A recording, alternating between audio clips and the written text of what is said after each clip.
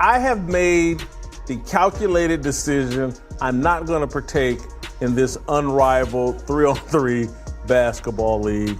I think it's a joke. Have you caught Angel Reese's recent flubs on open layups? It's shocking to watch a pro player miss shots that many high schoolers nail without a second thought. Seeing her highlights, you can't help but ask yourself, how did she even secure a spot in the WNBA? No skill. She has energy, she has an attitude, she'll rebound you the basketball.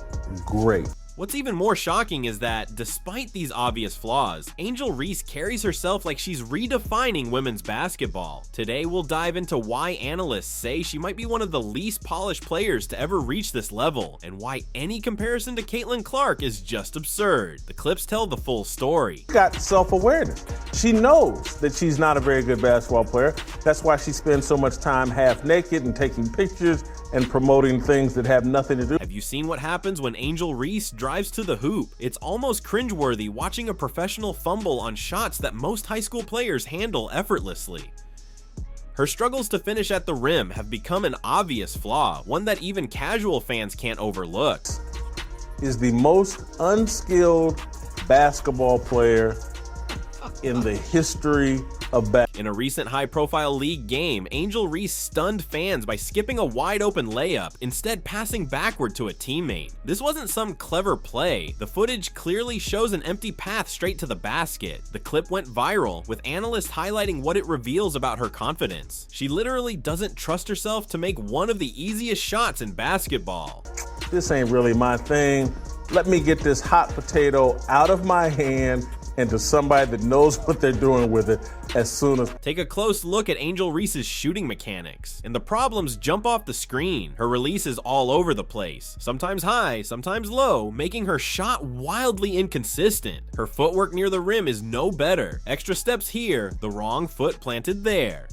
Watching her is like watching someone still trying to master the fundamentals of the game. Comes down court with the basketball, 3-4 steps ahead of everybody, has an easy layup, and throw. Now, put this next to other rookies who entered the league with solid finishing skills, and the difference is glaring. Even players not known for scoring show more confidence around the rim than Reese.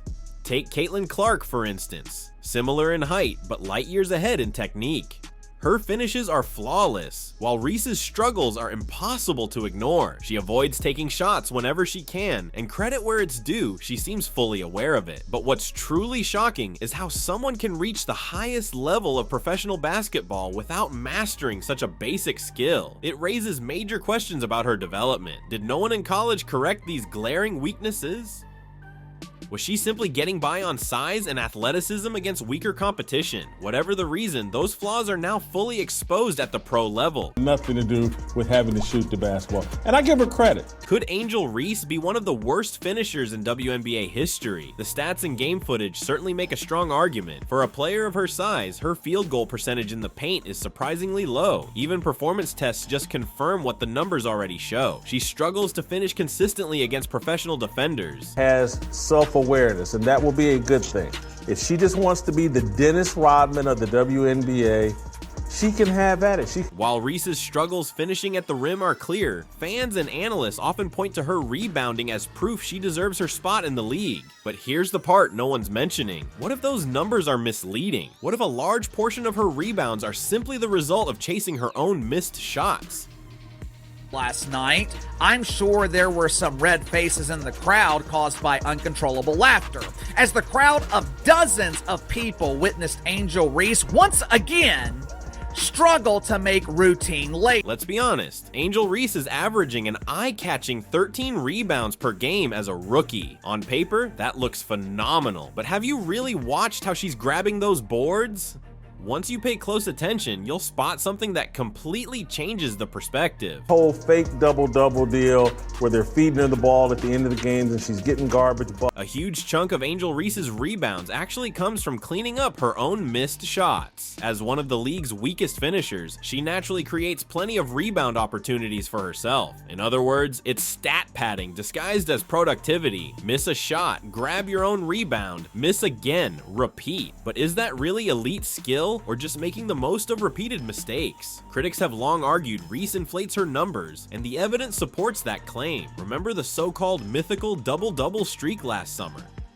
The media hyped it as proof of greatness, but a closer look tells a very different story. Watch her on the court and a red flag becomes obvious. Reese often abandons her defensive assignments to chase rebounds. While her teammates maintain proper defensive rotations, she's already moving in for an easy board. That reckless strategy leaves huge gaps in Chicago's defense, giving opponents open shots. Also, she can pad her stats. Even in crunch time, Reese's numbers can be misleading. With just a few minutes left in the fourth quarter, she might have only 2 points and 4 rebounds, while Chicago trails by 20. Then suddenly she takes over, not by making clutch plays, but by scrambling for rebounds. She might cut the deficit slightly and somehow finish with a double-double, yet her actual impact on winning is minimal.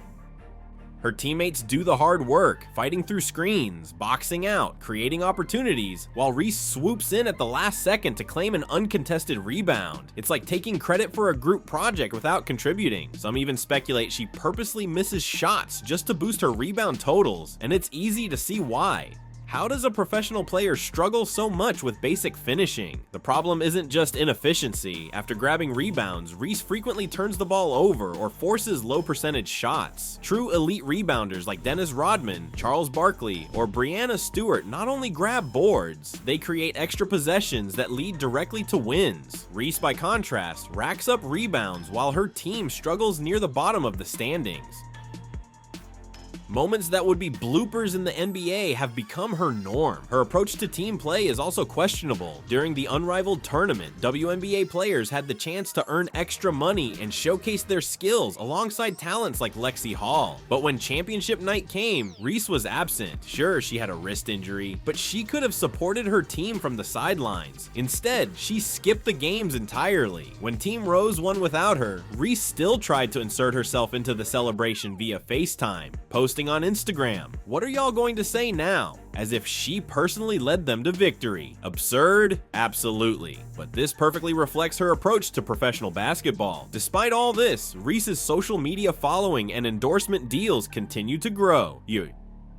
But when it comes to actual basketball performance, the story is starkly different. Compare her to Caitlin Clark, and the gap is undeniable. Clark averages 19 points, 8 assists, and nearly 6 rebounds per game, and her stats are backed by elite skills that directly contribute to wins. Her shooting mechanics are textbook, her court vision next level, and her work ethic unmatched. After a 5-turnover game against Phoenix, Clark stayed behind to drill ball handling while her teammates left the court. Reese, meanwhile, responds to criticism with brand appearances and social media posts. Even veteran players notice the difference. Diana Taurasi recently praised Clark's relentless focus, noting that many rookies seem more concerned with balancing basketball and personal branding.